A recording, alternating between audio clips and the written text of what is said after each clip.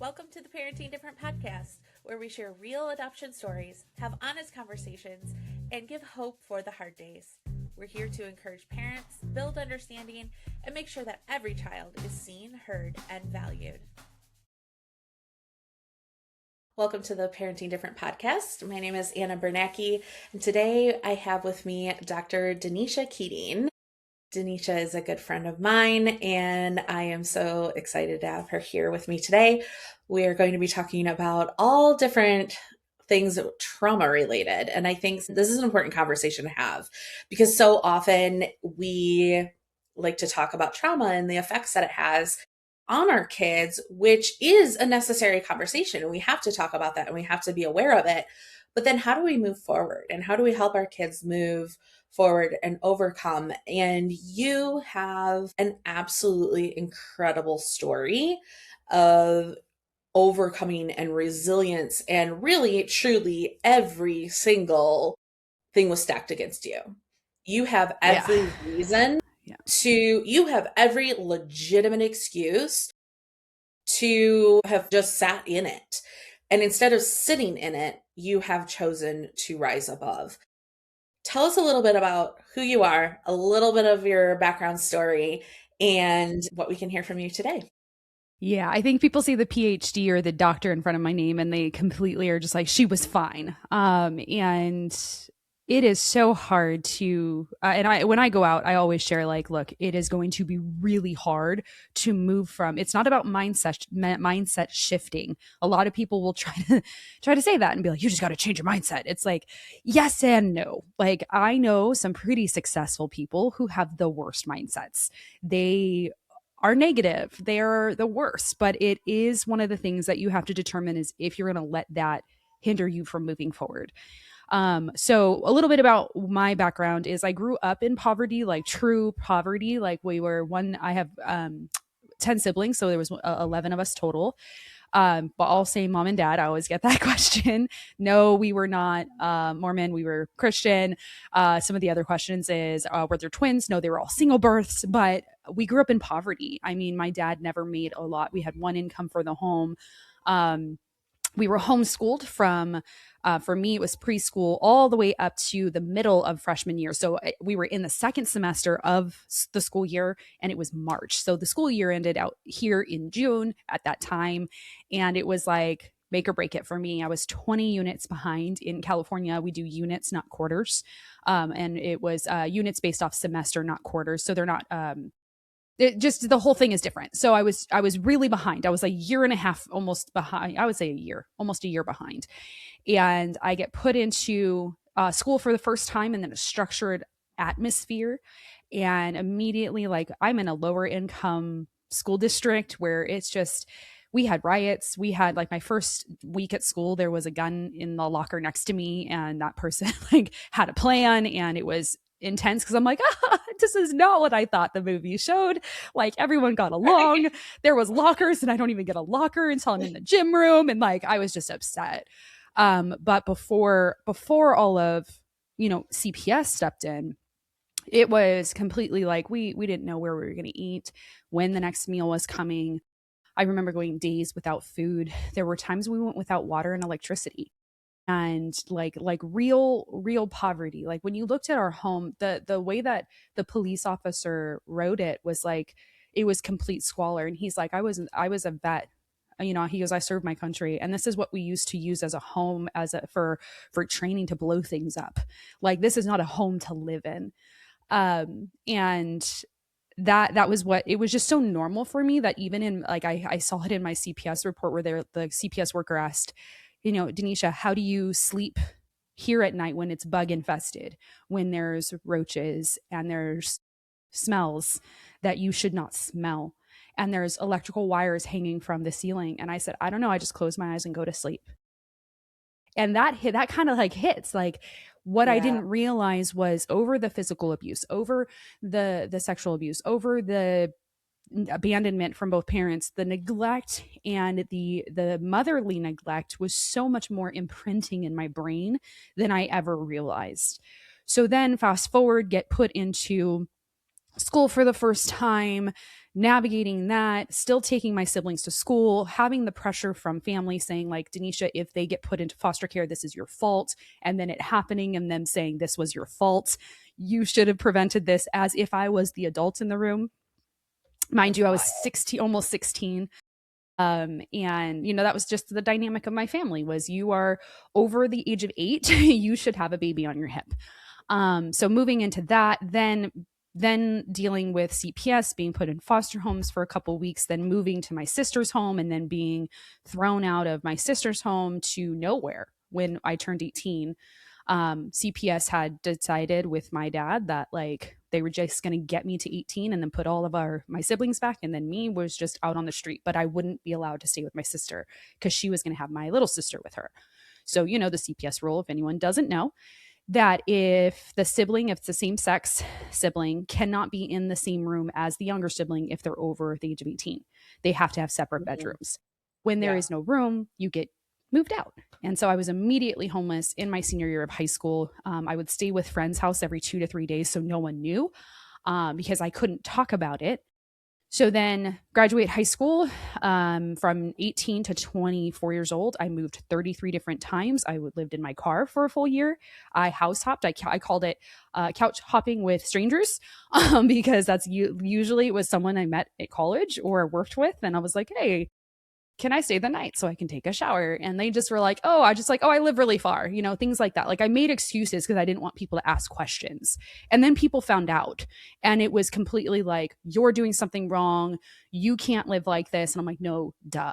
No, duh. But then there were the honest conversations of adults in my life who were just like, you can't live like you're a college student. Like you have to make different decisions and choose to go to school online or at night. Like you don't get to go during the day when it's convenient for your mind. Like you're gonna have to figure this out. So 24 hits. I finally get my own little 1 bedroom 1 bathroom apartment with one of my brothers who has just turned 18. No job, no driver's license, no GED, like no high school diploma. So he comes over, we start working this out, get an apartment. I start trying to help him get on his feet, get a call a month later to come pick up a 19-year-old brother, same situation, no job, no driver's license, oh, no, nothing. Like from scratch, no birth certificate, nothing. And a couple months later, I get another call to come pick up my 3 siblings who were 12, 14, and 15. And literally overnight, signed guardianship over to me through my birth mom. And at 24, like sitting at a kitchen table when everyone put their hand up, said, we don't know what to do. My dad had been arrested. He had finally admitted to abuse he was doing. Turned out lots of issues there, but it was just chaos after chaos after chaos after chaos. Then met my husband when we were 28. We're a week apart. I'm a week older than he is, so I'm a cougar for sure. But we're a week apart, and met him, and he was just like, so sorry, 2017 is when we met. And someone I'd taken in a really bad situation where someone was like, I will give you reduced rent to fix this house up. And I'm like, perfect. Like, give me the material. He's like, I'll provide everything. And da da da da. Totally got screwed there. But whatever. Like, got screwed all around. Like, wouldn't lots of issues. But my husband, like, while like month in of dating, he's at the house helping me fix this house up because he's like, this is not where you can bring children into. And I'm like, no, yeah, I know this is really bad. But we are getting kicked out of our low income apartment that we have, that we finally got into. It was a townhome, 4 bedrooms, but they were like, you make $300 more than what you were allowed to. So we will not renew your contract. And I'm like, oh God, I can't afford this. So, Oh my then my goodness. car breaks down, and he and my husband at the time when we were dating, well, I mean, he's my husband now, but at the time when we were dating, nobody really knows about this, but he went and got a car in his name to give to me because he's like, my credit was shot at this point. My like I had used every resource that I had. I was not getting a lot of money financially. And he's just like, you need a leg up. Like, if we're going to be long term or not, like, you need a leg up. And so he went and literally leased a car, like, put Wow. his name on the line to get me this car. And yeah, I was like, okay, I'm gonna marry this dude, but like also like what the heck, like he's gonna run, like tie it down quick, girl. Like no, just kidding. Like, but like like all of the things, but Well, in especially after all between that, that, it's like a little too good to be true, probably. Like, what it is was terrifying. I happening? was like, what is he like? Am I gonna get trafficked? Like what's happening? No, but Yeah. I mean, he was legit. Like I mean, he worked at a church. He was established, so I just kept thinking like, okay, he's going to turn into like this really controlling, abusive person, because that's what I was used to. But Right. in the midst of all of this, like from 19 years old to 31, I was in school. I went to community college. I went from community college to online to finish my bachelor's in the middle of raising my siblings, failing classes, crying. Like my schedule was wonky. I worked full time. I had a side job trying to make it ends meet to work with all of this. And then, I'm finishing, I meet him. I had just finished my bachelor's, was in the middle of my master's. I did my master's in a year, my PhD in 3.5, but he helped me find my PhD program because he's like, this is what I can do to help. Like he's like, I can't do much, but this is what I can do to help take some stress off of you. But he had been there through so much of, it's been this year, I think 9 years together, 8 years married. No, something like that. We were married in 2018. So whatever the math is on that. But just chaos after chaos after chaos. And it didn't stop there, which was so sad because, we had, in the last 8 years of marriage, we had 2 miscarriages and 2 births. Both my children were born early. So it was trauma after trauma after trauma after trauma. Yeah. And, and just being completely transparent, people are like, Danisha, you're so resilient. And like that word makes me cry. And it makes me emotional because it's like, I'm tired of being resilient. Yeah. Like that has been a prayer. Like, God, I am exhausted. And my brain broke from all of this. Like it literally broke to where Yeah. it could only recognize fight or flight. It could only recognize high anxiety. And so since February to now, it's May, I have been doing neurofeedback treatment with my therapist, but I've been in therapy hardcore every week since 2023, and it's 2026, so going on 3 years. And it feels, I hold a PhD in psychology. I should know how to psychologize my way out of this. And I'm sitting here going like, I need some help. And it's just that anxiety and panic overtook my life. And it was, people will tell you like you just need a better mindset, and even my therapist, when she scanned my brain, she's like, look, so there's like from the front to the back processing. And she's like, she literally said, like, she's like, I know you don't like this word, but your brain is really resilient because it's still processing strong, which normally with this much trauma, it can't do this. So she's like, you're not ADHD, you're not ADD, you're not bipolar, like you're not any of that. This is literally anxiety. But the problem is that even though the processing can happen from here to here, my brain would think of 20 different scenarios from A to Z and say pre-plan for all of that. That's a lot of energy pre-planning for things that never happen.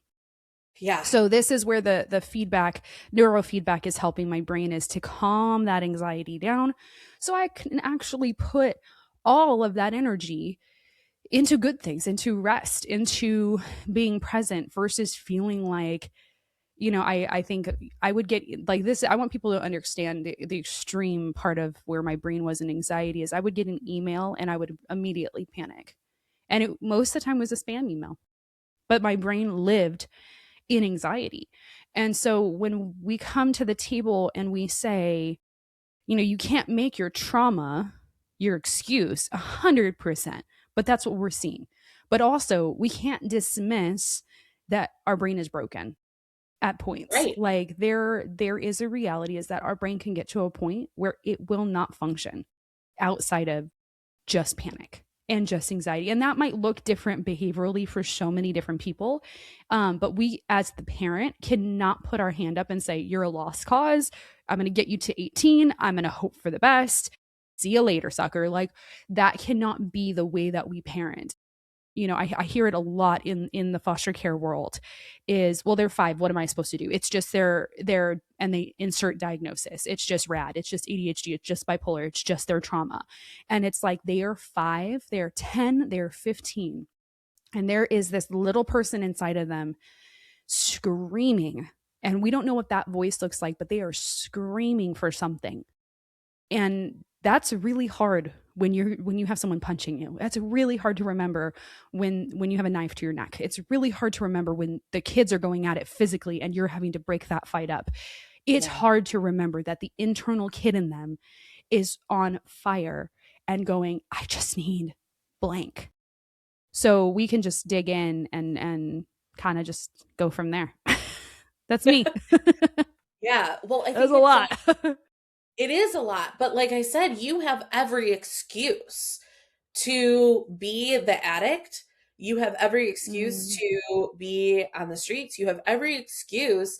And people be like, oh, yeah, I get that. I understand because of the life you I've live. actually had people tell me the fact that you didn't succumb to your circumstances means it wasn't that bad. That's ridiculous. That is absolutely Yeah. ridiculous. And I'm like, no. But I think the thing, I always get asked is like, Denisha, what do you think carried you to try? And it was my siblings. Like, I knew Yeah. that I was like, I just from a very young age, I knew that I needed to get it together. I would always tell myself, I think I was 8 the first time I said this, was like, when I'm 18, I need to be ready to take my siblings. When I'm 18, I need Which to is I need to take them and be their crazy. parent. At 8. It is, but that's the environment that I was in. Was it was like mom and dad are not safe. Mom and dad aren't doing something's wrong here. And I think I noticed because when you go out, you do notice like, oh, that family is different. That family has a mom and dad who seem to be loving and caring, and their house doesn't have holes in it. There's no roaches, there's no bugs, there's food, there's electricity and water. And Yeah. when mom and like when the kids want candy or a video or they want a special lunch, like mom and dad just go get it. Like something's wrong with my family. Like I could recognize that. But it was so normal that it was just like that's just life. Like there's just it's okay. Like I don't need that thing. The way that my kids live is so different, but I see it like when you have your own kids after experiencing trauma, I think one of two things happen is you do repeat what you see or you change it. Hmm. um but with my daughter, like she is 3, almost 4. She is at the age that I started to remember my environment and remember something was odd about my family. Something was weird about what was going on at home, and I have visual like flashbacks of abuse that had been going down. And I'm like, her joy, like I was very reserved. A lot of people would tell me like you were just independent. You that was always the thing. Like it was a bad thing though. They were just like you were always independent. Like you didn't want to be around other kids. You just played by yourself. You were very quiet. You didn't speak up. But then once we gave you time, you were outgoing and you like warmed up to people. My daughter is the same way, except that she doesn't like I see pictures of me as a little kid and it like there's something in my eyes that's kind of like reserved. Like there's something where it's just like I don't belong in this place. Like that you could just see there's like this disconnect versus my daughter's eyes, they light up. Like when she smiles with her whole face. Her eyes seem content unless she's crying. And that's just normal three and a half, 4-year old tears. I I look at her sometimes and I'm like, that's what I would have been. She's shy and then she's outgoing. She loves people. She loves other kids too. She always like whenever we go somewhere, our friends here, new friends, mommy. We're gonna make friends, like go to the park, like all those things. Like, but I love that she always like has that mindset of like I'm gonna make new friends today. And me, it was like I just want to get out of this place. Like that's reality. But the word resilience, I think it just makes me sad because resilience is like you're just so strong, and it's like I didn't have a choice because my brain Right. at 8 years old was I have to save my siblings in 10 years. Yeah, that's That insane. it's so, but like, and then I turn 18 and it's like okay, I have to get ready to take them. It's going to go down again. CPS already happened, more abuse happened after that. And it was just like my brain understood the assignment was you need to get ready. And the only way to get ready is financially. So go to school, do something different. When I was in high school, the thing that kind of changed it for me was I was sitting with someone else who had experienced a lot, and he was a firefighter. He was my friend's dad. And he had got steak. It was the first time I had steak. And I was like, what is this? And he's like, it's steak. And I was like, this is really good, but wow, this is weird. But he had said like, you either change or you don't. And he was just talking to his daughter where he was just like, you change or you don't, because they were talking about something. I don't remember the conversation, but it was just like they were talking about behavior. Mm. And unfortunately, like there was, this particular friend's dad and mom had divorced, and like there was a lot of fights going on, and it was less, you could see it. Like you could see that both of them had done something wrong with the relationship, but it was like one of them chose to stay in it like, well, I'm divorced and I'm this, I'm that. And then the other was just like, and at some point we have to pick ourselves up and just kind of go with it, and I kind of looked at that and I was like, okay. And then in college I was exposed to a lot of people who, they were immigrants. They were people who had to start from nothing, and they had come from hard lives. And I related to them more than I related to like American people, because I was like, been I through can that. imagine. Yes. Got that. Yes. Like no food. Understood that. Like totally get that. But like with, most of the people I had experienced who had experienced trauma or something bad, it was like, well, my mom and my dad didn't want me to go to this particular college. And so I had to like show them that I could be the person. And like, then they paid for my college because I could show. And I was like, yeah, don't know what that's like. Like, I just can't relate to you.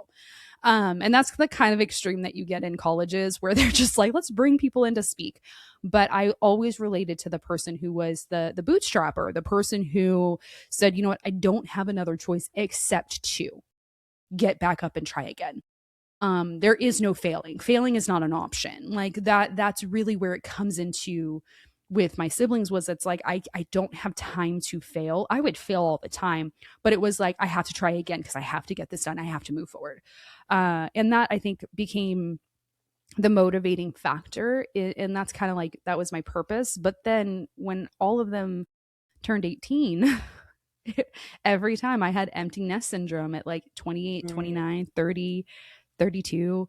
That was strange.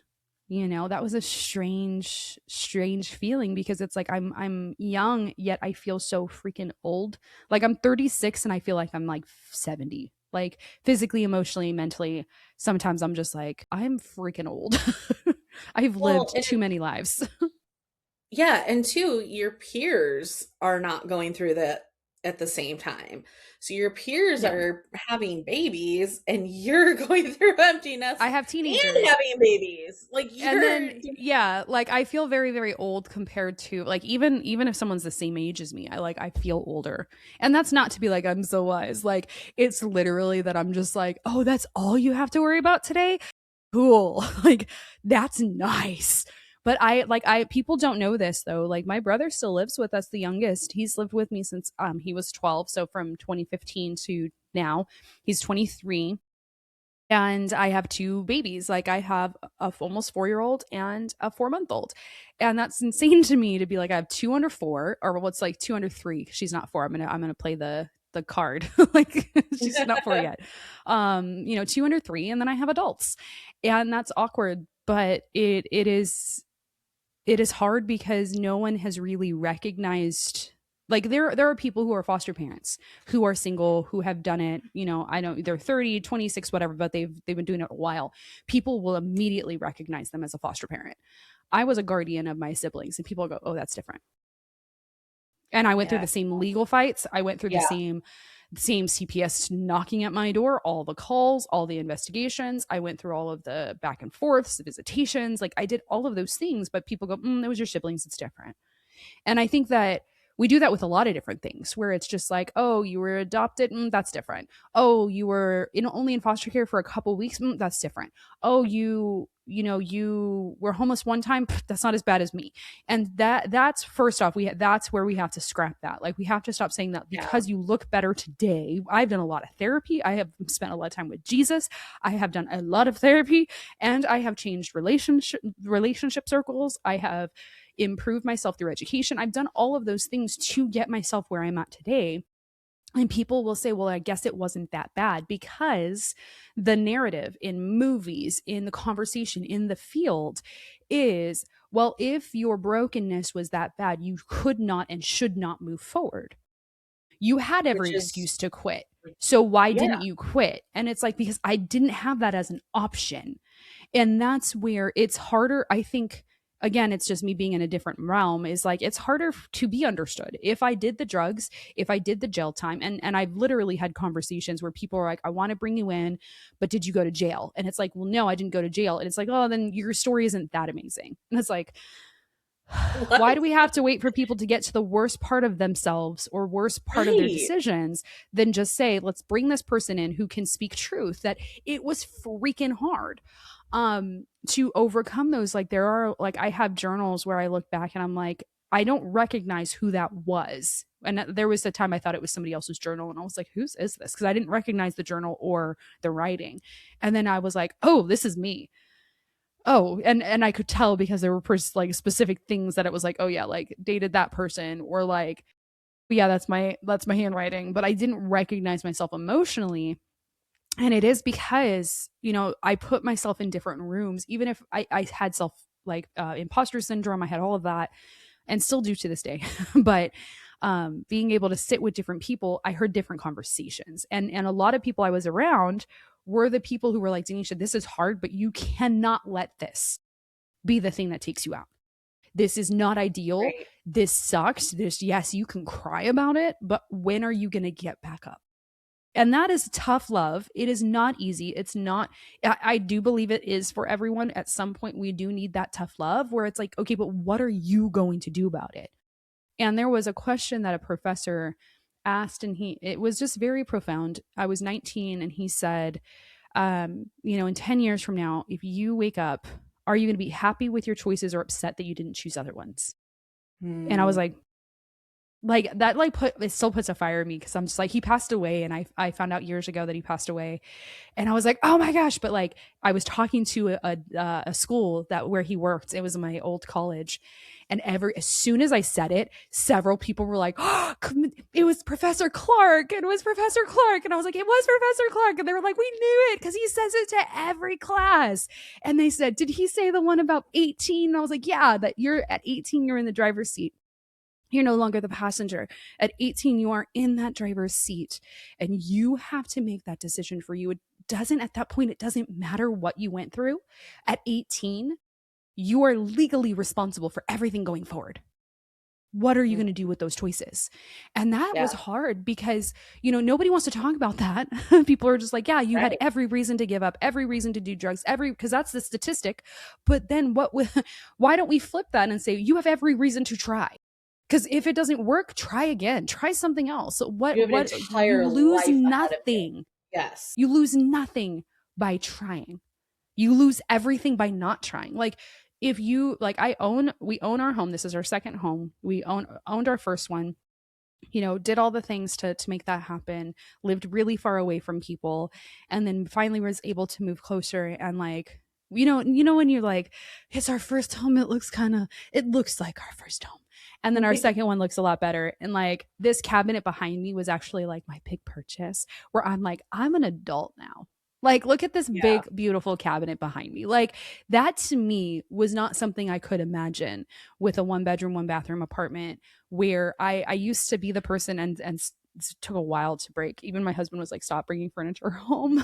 Like, people bring pets home. I brought furniture home. Um, because it was like, it's free.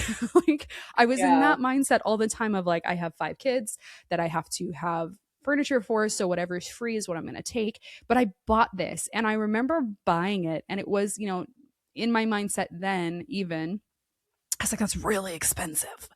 But it was like, I need to see this, like, when I walk into a room, like, it used to be where every single room had every single piece of furniture that was given to us or I found for free, that now I don't think there is one piece of furniture in this house that we have. No, there's two things. Our kitchen table is something I bought from somebody when I had my siblings. And then there's 2 white nightstands that I painted, like end tables in our front room, that we still have. Everything else we have bought. Nothing has been handed to us. Nothing has been found on the side of the road. Like, all of our stuff now is that. And it is that kind of like representation of my life. Like, There's Yeah. nothing that, like, if you were to look at my life, and this happens a lot, people go, you don't stink like you've gone through that. So that's a choice though. That is a choice. Do I want to let my past Right. stink, or do I want to handle it and not let it rip apart my future? And I think that's really where, I hope someone hears that, is like with you and your kids, it is everyday decisions. You decide if you're going to go, you know what, my kid's not worth fighting today. Is it a fight that you actually have to have? Yes or no? If they don't want to eat grapes. Okay, my toddler, she doesn't want to eat a lot of stuff, a lot of stuff. But when she spends too much time, you know, on a computer screen or an iPad or a TV, she's very emotional. So I need to do the right thing for her. And that's hard because sometimes I'm just like, I just can't handle this right now. I have to work. I have to get this done. I'm behind. Right. I'm tired. We're in newborn stage slash, infant stage at this point. So we're just now starting to get more sleep.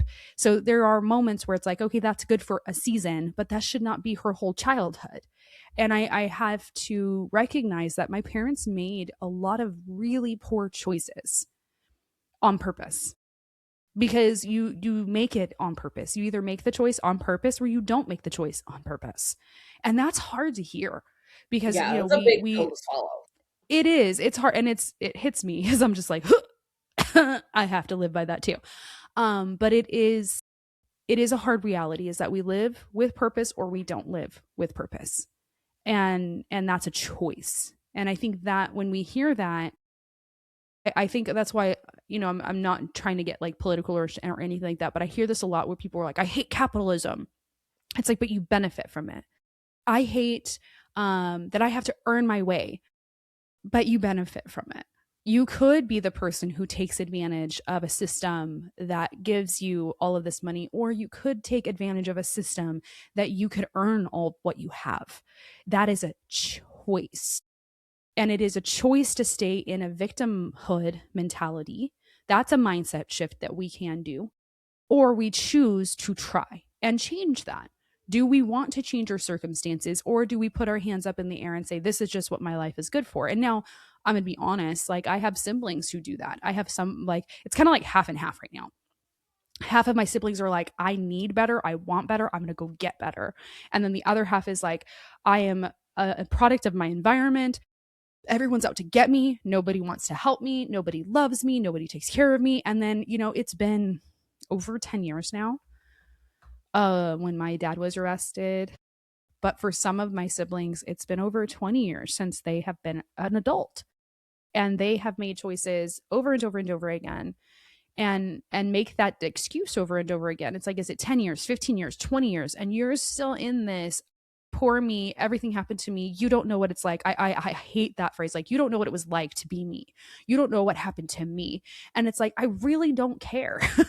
But I Right. love you enough to say, I'm sorry. But at what point are you going to stop using this? And it really brings the room down, and like, if you look around and you see that you have no friends, that you have no job, you have no purpose, you're not driving toward anything. It's depressing. It's sad. And you're just like, dang, what do I do now? And I think a lot of people go, it's too late. It's too late for me to try. It's not.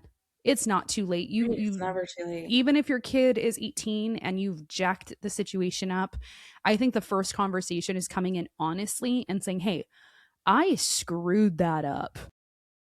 I'm sorry. Um we need to work on this." And it really takes me first. And it takes that person listen. This is going to be the hard part. Listening to what you did wrong and then saying, okay, what can I do to help fix that? Right. And that is Right. not a comfortable situation. But if you go into that, well, they were this and they had that and this trauma and that trauma, it really sometimes comes down to what we need to hear on the person who's been hurt side is, I'm sorry, I failed you. And then seeing an active change, so that way the trust can be built. But it is not easy to, and I'm Right. not going to paint this in a light, like some people try to do that. They're like, be encouraging. And I'm like, my encouragement is that it sucks. Like, it really sucks. but it's But so sometimes that's worth the it. validation that's needed is Yeah. it does suck. I'm not trying to sugarcoat it, but also It's worth it, you but it's it's freaking worth it hard. in the end. Yeah. Yeah, yeah. And that, like, I've said that in rooms of college students who are young adults, and I'm like, look, they're like, can you like give us a USA? And I'm like, USA freaking sucks, and they're just like laughter. Well, it's usually like, here's my USA encouragement. It's freaking hard, and you will be tired, and you will quit, and you will get back up tomorrow. You will quit tonight, and you'll say this is not worth it, and then tomorrow you're going to pick yourself back up. This is why I love the bootstrap conversation, is because people, it's doing the impossible and making it possible.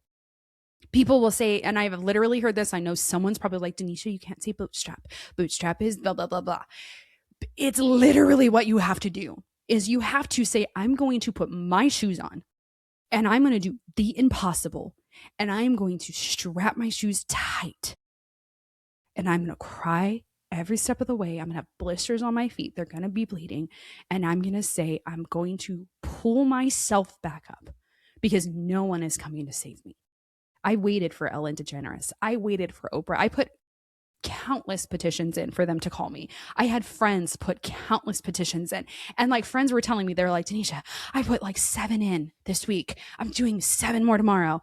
And they never called me. And I'm That was still very mad rude, about it. I was honestly. like, and then Ellen went and canceled her show. And I was like, this is never going to happen. But it hurt, because it was like, man, I have watched time and time again. And this is my own bitterness, but I have watched time and time again how we have rallied around families and rallied around people who are hurting. And I'm like, where was that for us? Now, mind Yeah. you, people did, but it was different, and it was a very short period of time. But the long term rallying never, it just kind of, people are like, okay, are you done complaining about it now? And I'm like, dang. But I think that that's what made me have to fight so hard, was that I knew there was not help coming. And I knew that it was like, I'm at my make or break it. It's either I'm going to do this or I'm not. It's up to me to do this. And that is what I share with everyone, is like, it is not easy. It is often you by yourself. And then you go through the emotional side of that, where your brain breaks. I hate that. Like, that was very, if you asked me in February after I had my son in January, both of my kids were 6 weeks early. So that when having my son, I had preeclampsia for both, but having him early was very, like, it kept flashing me back. And I was very numb for like the first 2 weeks. But then every single night after I had, like, the night I had him, the second night after having him, um, I started having really bad panic attacks. And I never have had panic attacks this extreme before, to where it was like, I would get up and be like, I don't know what to do. I don't know what to do. And like lay on the floor and like just weep. And then like get into the shower and just weep. And then like to be in like just physically like shaking moments. I looked at my therapist and I was like, I don't want to say my brain is broken. I don't want to say they got to me. I don't want to say that I can't handle this. And we get to those moments of vulnerability, and she's like, girl, your brain did break. And that's Yeah. okay. And I was like, but I don't want to admit that my brain broke.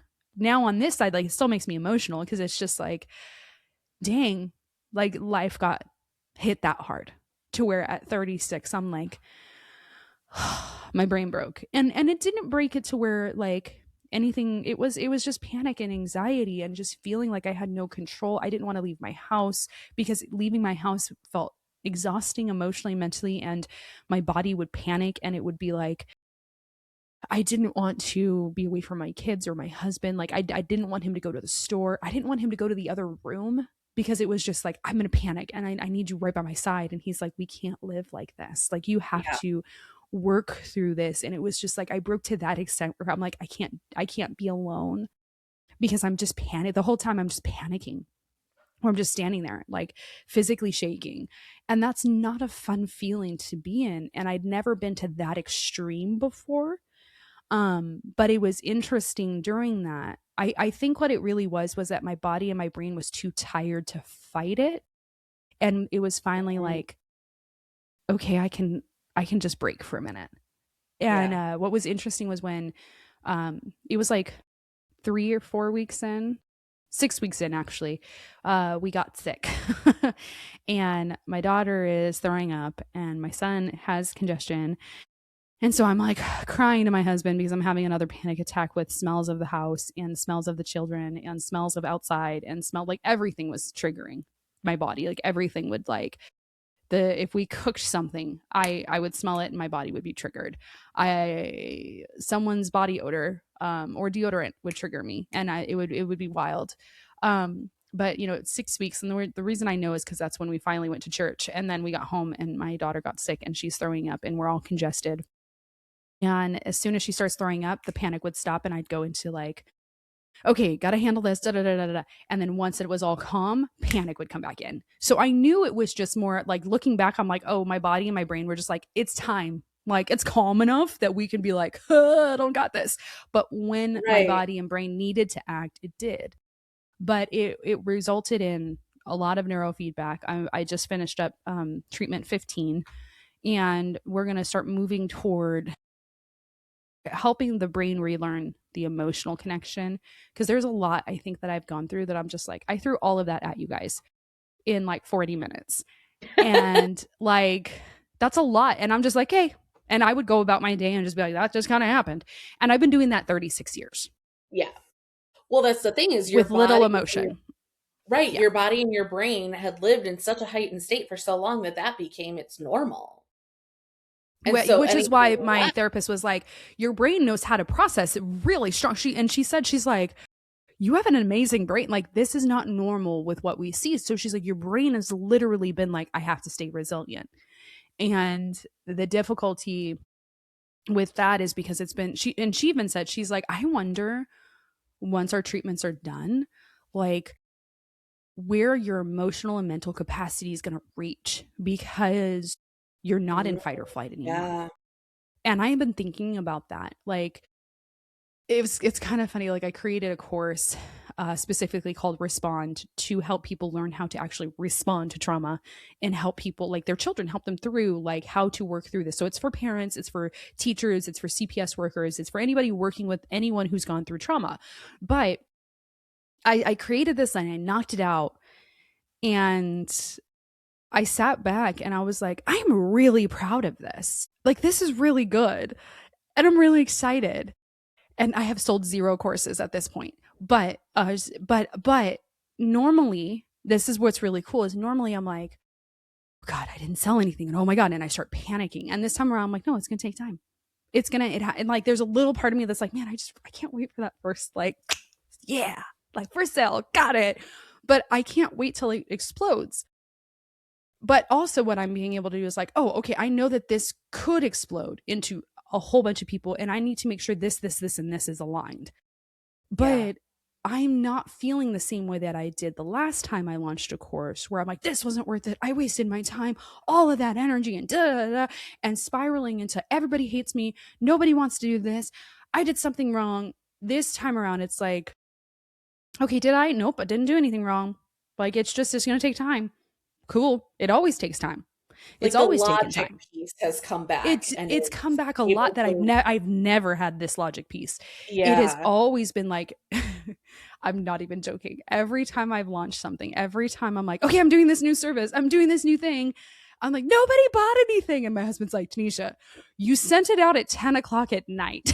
Like, you sent that email, and you 5 minutes ago, and nobody bought it, and you're upset. And I'm like, because, and like literally, and like, he even, we talked about that, is I did send out an email on a weekend at very late at night, and I made my posts, and I was like, oh man, nobody bought it. And I was like, oh well, no, come back, like, it, and he even said that, he's like, yeah. And I was like, oh yeah, no, 100%, like, I know I'm gonna have to push yeah. this a lot, I'm gonna have to email it out a lot, statistically. And like, I that's when I realized the change was there, and I was like, oh, this is what she was talking about, is like, this capacity of logic has always stayed in fight or flight. So it was out of survival versus like logical, like, hey, this is going to take time. But I already created it. It's already done. It's already housed. That it doesn't matter if I sell one now and 15 a year from now, it's done and complete. I'm not doing the work over and over and over and over again. And Right. that my brain could have never gotten there if I like, it doesn't matter if I had just done talk therapy and came down with my anxiety, like I would never be able to get out of that, like the world is against me mindset, that I have carried this whole time. Like that has always been my struggle, is like, yeah, I've overcome things, but it was such an imposter thing where it's like I don't deserve to be here, I have to fight my way to get into the environment. I do still feel that way with certain environments. I think that's just normal because that's more of Yeah. emotional. And once we start working on the emotion side, I'll have words outside of just I'm exhausted. Like I think for 3 years, every time I went into her office, she'd always be like, "How are you?" And I'm like, "I'm good, but tired, or I'm exhausted." And most of it was a mental, emotional exhaustion. It wasn't physical. It was Yeah. just my soul. And I told her this, and I've told a lot of people this, is it was that deep down, it felt like my bones were physically tired, like my actual bones. And that was like the deep rooted exhaustion. And I noticed the last couple times I've gone in, maybe like last two or three, she's like, "How are you?" I'm like, "Oh, I'm good." I'm like, and she's like, "Yeah, that's good. Like, hold on." And she's like, you didn't, there was nothing else." And I was like, "There was nothing else. That's really Yeah. cool." But, and that's that, like, it's freedom. And that, I have to say this because, guys, it's not, there's going to be a time where you or your child has to go through more of like something like neurofeedback, like real true treatments, that expand beyond the here's my words, here's my, Right. EMDR. Like those are so good, but I think that they'll only take you to a certain extent. With neurofeedback, it's actually helping my brain like actually learn for the first time what it means to not be in panic and anxiety.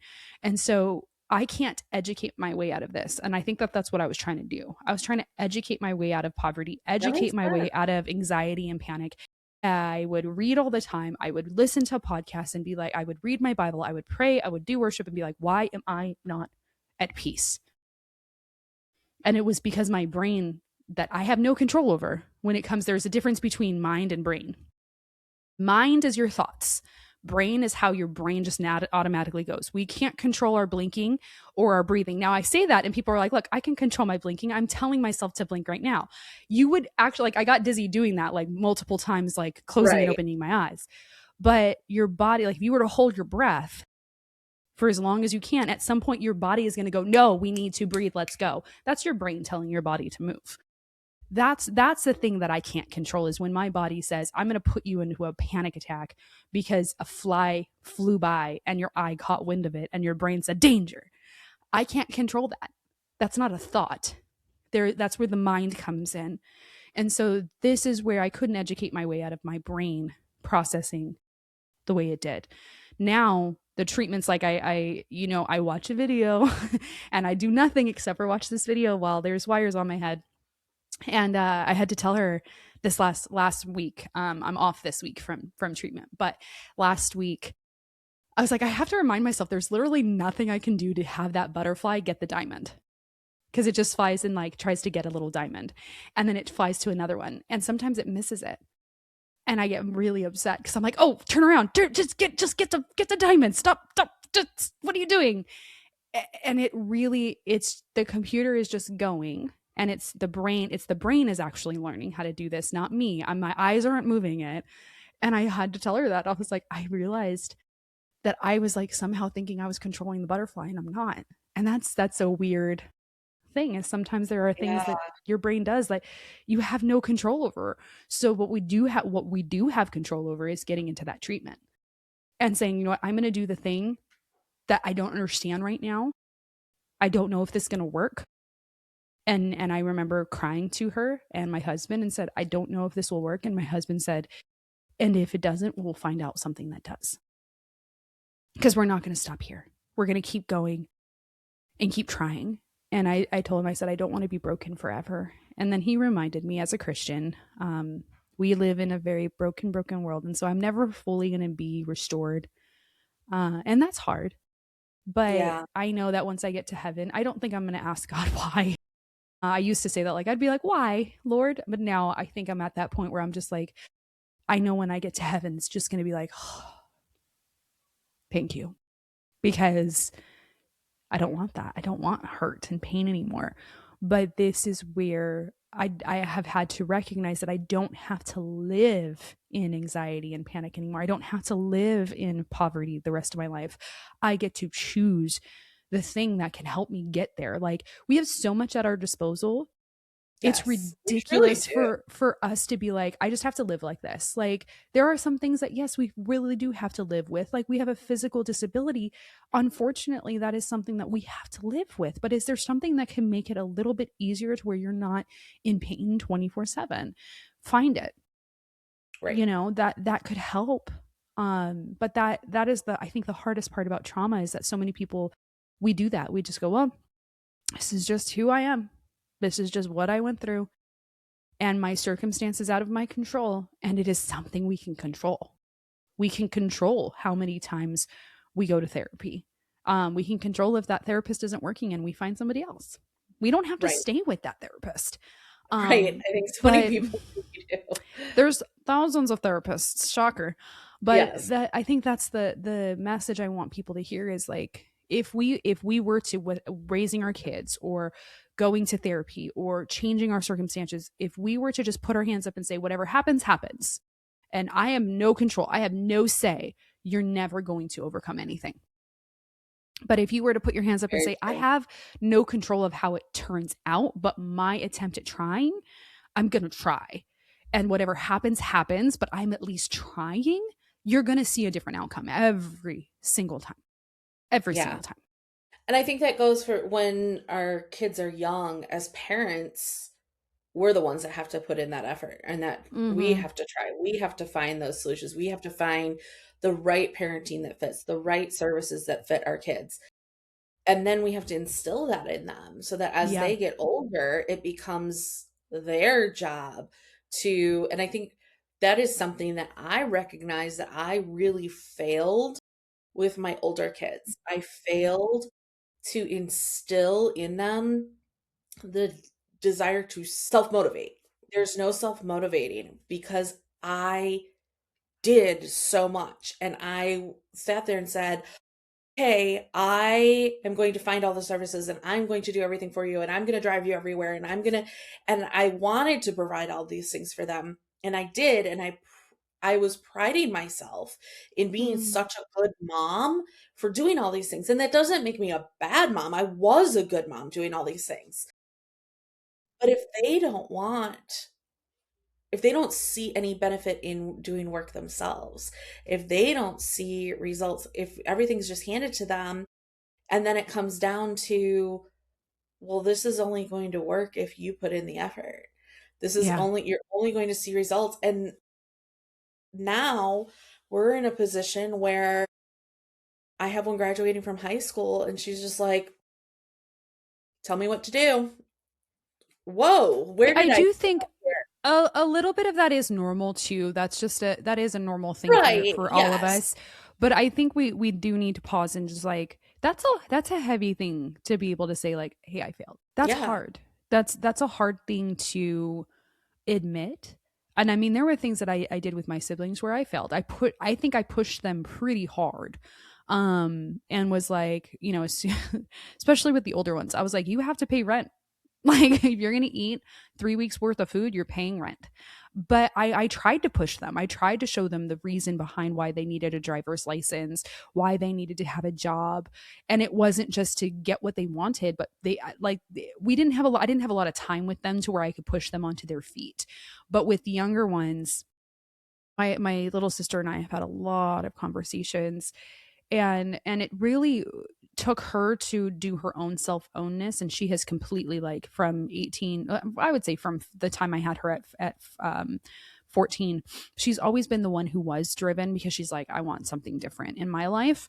Yeah. And I think the hard part too is sometimes when in my case I've handed everything and done everything and Yeah, there isn't that self-motivation there, it's it's hard for them to make decisions and figure out what it is. right. And then there's also that, well, I can't try and fail, or I can't try and change my mind. I can't because it's always been like this. And so now Yeah. I Full, need to make my yeah. decision, my final decision, and I can't. And then you add neurodiversity to it, and you have other components to it Yeah, too and that I that think that complicate that's it. But something that it does complicate it, and we're okay to say that. That's not where we need to dismiss that. But it is coming down to what is the simplified thing you can give her that she can say, okay, this is on me, like your next appointment. Because I think it's really overwhelming to be like, and now here's all of your appointments that you have to go set up. It's like, hey, I want you today to call one of these to schedule an appointment for next week. I'm going to show you how, and then I'm going to have you do it next time. And it's not a you hand me the phone. Like I have to do this with my daughter. She's 4, almost 4. She'll hand me her water bottle and be like, here, mommy, put it on the table. And that's what you're talking about is like, you're like, okay, I'll put this, and you're 18 still doing yes, this, I'm putting it on the table. exactly. So it is that like, hey, I know that I want you to try. Like that's what you have to get to with her, and spending the next year and like that conversation of like, in the next year I'm going to show you how to do all of this, versus what we tend to do at 18, and we go, and now go with everything. Right. That's the worst way to set themselves up as an adult. You're not alone in that. I know several Yeah. parents with non-neurodivergent children and non-traumatic experiences that they're just like, I've literally done this their whole life. And you have 30-year-olds who are like, my mom still makes my own. Like, I'm not even kidding. There's a percentage, and I don't want to falsify it, but I think it was like 25 or 30%, I think, is where it was like 20 to 25-year-olds were having their parents call into their job to request time off, to let them know that they weren't coming in, to do their interview with them, like interview with them. Crazy. Like, companies were No like, we have way. like 20 to 25% of our applicants coming in with a parent in their interview. So y'all, this isn't just like because our kids have trauma. Like we just don't know how to parent. Let's be Fair.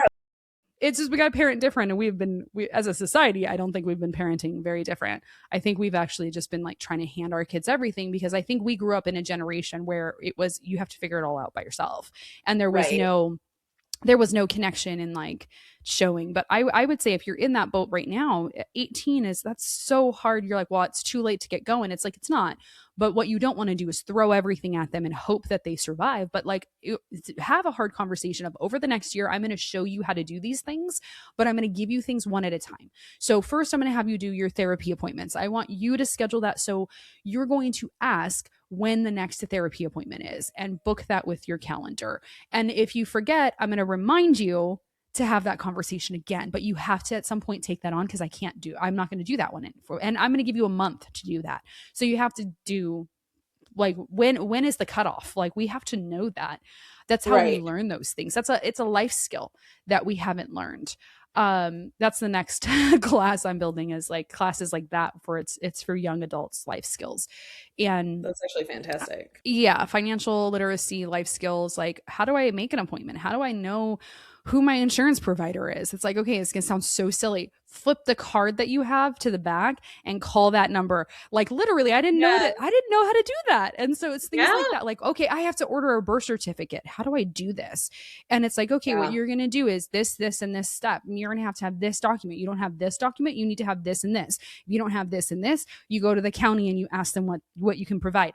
So it's things like that where we just don't know how to do it, not because we don't want. Sometimes it is a I don't want to do this, and I'm not going to do it because you will do it for me, and we have to cut that lifeline off, and that's a hard thing to do. But then when you do, if you're in that boat where you have to cut the lifeline off, this is the hard part. This is the hard parenting part, is you have to let them drown in it. Yeah.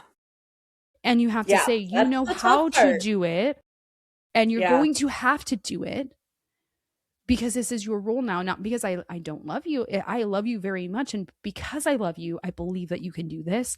And I want to make sure that you are being able to do this while I'm here. I'm not going to be here forever, because if I'm not here, you need to be able to do this. I think every child is different. I think it's important to notate that, and say that is every child is different, but every one of us is looking for the same thing. We're looking to be loved, known, seen, and heard. And when those four things are met, um, that's when we kind of stop that fight or flight. But we can't educate our way out of some things, and sometimes we have to do it by trial and error, and sometimes we have to tap in resources. And I think sometimes we forget to do that. Yeah. And we can't let those traumas define us or our kids No. because it is, and I did this. Like I said, it's so easy to say, oh my goodness, they've had all these things happen to them. Now, how can I make their life easier now and help them heal? Hmm. Well, they have to want it. And yes, there are things I can provide a nurturing home.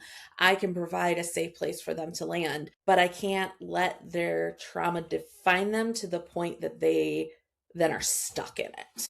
Yeah. And I think too, to close out, it this is a hard life lesson. This is me talking to myself. I can't say, well, they're 5. What am I supposed to do about it? How am I supposed to fix this? They're 18. What am I supposed to do about this? Their trauma. Like I think we enter in. I don't blank. What am I supposed to Right. do about it? Like we cannot say those things because that's just us being that is when we're at that Mhm. point where we've given up and we have to say they're 5, they deserve me to give them this hard lesson so that they can Yes. succeed. Because if we're Yes. not willing to do that, we're going to fail our kids. 18, it doesn't matter. 5, it doesn't matter. Neurodivergency, trauma, that stuff matters to an extent. But we have to at some point say that because I love you, I am still going to give this lesson to you because out of love, I care. That's good parenting. That's parenting different versus just saying, enter an excuse why I should give you everything or give you nothing. Like we have a middle ground where it's like, I'm doing this out of love to show you so you learn. But I'm here for when you need to be caught. I'm still here when you need a net to catch you. But I'm going to lift you back up and try again. And that is the hardest thing when we're doing that. Because sometimes you have to be like, you know what? I'm tapped out. I have to Yes. step back and that is such a hard lesson to do. I've had to do it with several of my or several of the older siblings that I had, and then the ones who want it, those are a little bit easier. They'll go out on their own and get it, but the ones who have no motivation, time is honestly what it is. It's that they have to go out and fail and try different options and be like, wow, none of that worked out, and it's like, okay, but now you have this option, and they'll figure it out. It's just give them that time. They have to want it. They have to find that there's purpose in what they're going to do. Yes. 100%. Well, thank you so much for joining me. I really appreciate you being here today and sharing your story.